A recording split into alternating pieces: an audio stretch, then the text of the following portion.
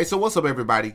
Two things come to mind whenever I hear Jasmine Crockett. Whenever I hear her speak, there's two things that come to mind. First, whenever she speaks, I just feel the urge to just look like this the entire time.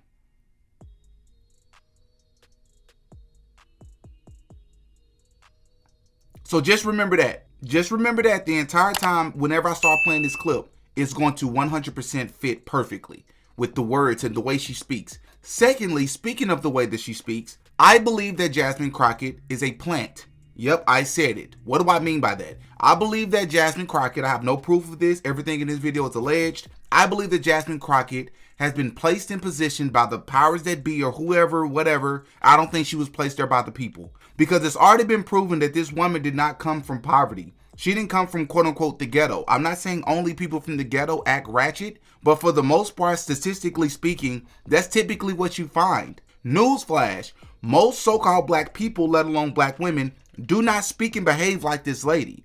Yes, there is a decent chunk or percentage of the so-called black population that behaves this way, and it's despicable. But she does not represent the entire community. So the fact that this lady gets on these platforms and says the most outrageous things and speak with so much colloquialism while trying to masquerade herself as a professional person is mind-blowing to me. Who put you here? Who raised you? I think that she's a plant. I think she's placed there to behave this way to make us look bad. I 100% believe that. But here she is once again making a fool of herself, shaming white people. Shaming white people as a collective, even though she's so-called upset when they generalize all so-called black people as all the same. But here she is doing it to white people. They try to act like, oh, political violence, it's the Democrats and it's the liberals. And it's like, actually, I mean, I'm not going to say that like a left-leaning person cannot be violent, because that would be like crazy to say that somebody can't be. But baby, y'all got the white supremacists galore, okay? Like all of them. You got the Proud Boys. You got the neo-Nazis. You have people that literally should be classified as domestic terrorists, because a lot of times that is what they are doing. They are engaging in domestic terrorism. And guess what? They all align with your side. Here's the problem with making statements like that. First and foremost, I don't disagree that there are definitely a lot of violent people on the right. 100%. I'm not going to deny that. I'm not a person who is a tribalist. I tell the truth on both sides. You all should know that about me by now. But this is my problem with people, because they are tribalists and they have this cognitive dissonance and they're just dishonest. Lady, are you sure you want to go this angle? Let's see. Lady, the total estimated property damage from the 2020 Black Lives Matter related protests and riots across the U.S. ranges from $1 billion to $2 billion, according to a report by the Property Claims Services. This estimate makes the 2020 unrest the costliest civil disturbance in U.S. insurance history of all time. In Minneapolis, St. Paul, there was $550 million property damages, 1,500 locations, and 3 police precincts that got burned to the ground. Kenosha, there was $50 million in damages, over 17,000 arrests nationwide, at least 25 deaths related to these protests. Yes, there were several peaceful protests during the 2020 Black Lives Matter, but there was also a lot of violent ones. So let me get this straight. 69% of the people, I'm stuck on that number, I don't know, but 69% of the people going to vote are white. Of that, 48.5 are males. So I don't know, my rough math is 33%. Let's go out and piss off 33% of the people that vote, and that's a smart strategy. And the people that agree with her. There are people that actually agree with her. And I think these, honestly, I think these people are more trouble than they're worth.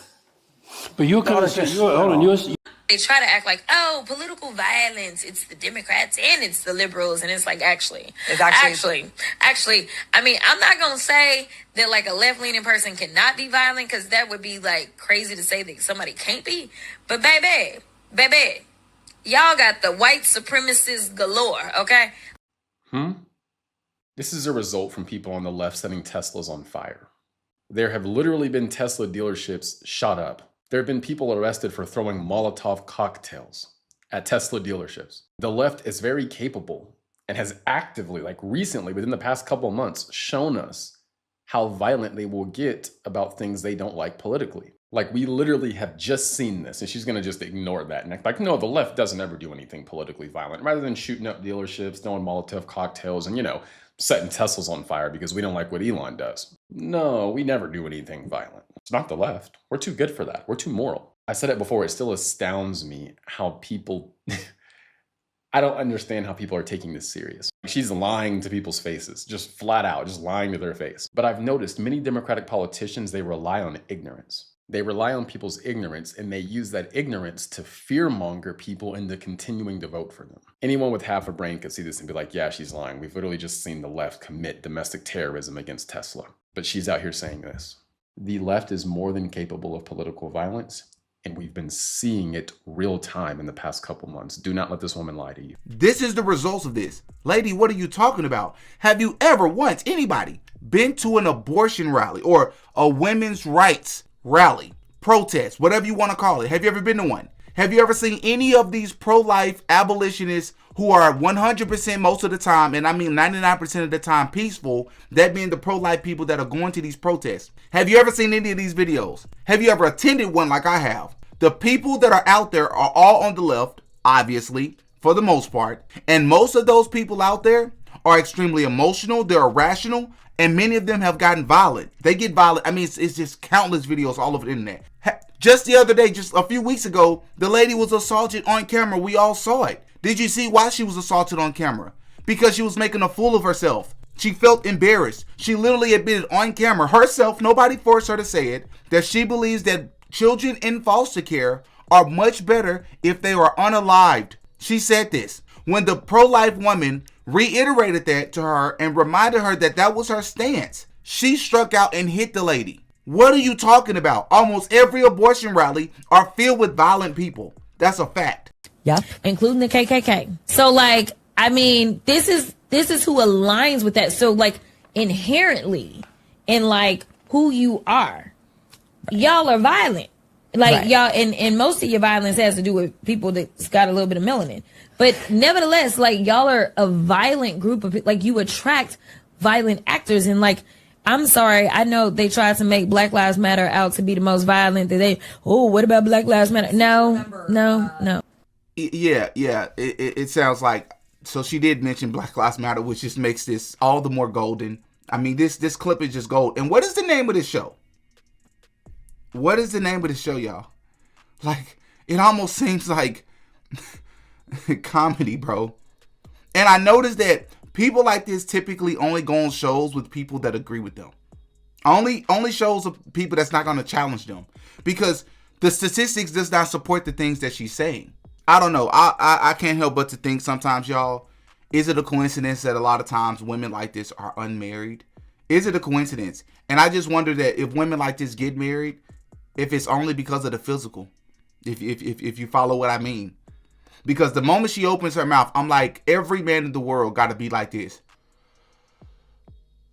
Oh my God, she's speaking again. Like, oh my God, here we go again. Like, this woman's voice, everything, bro. She's very dishonest. She's disingenuous with a lot of her stats. She's not consistent. I don't like people that are not consistent. And I just think all around, she's an embarrassment. Y'all up in the comment section, give me your thoughts. Let me know what you think. As always, I'm Demetrius. I go by Didi. That's all for this one. Peace. Oh, yeah. Didi got a podcast.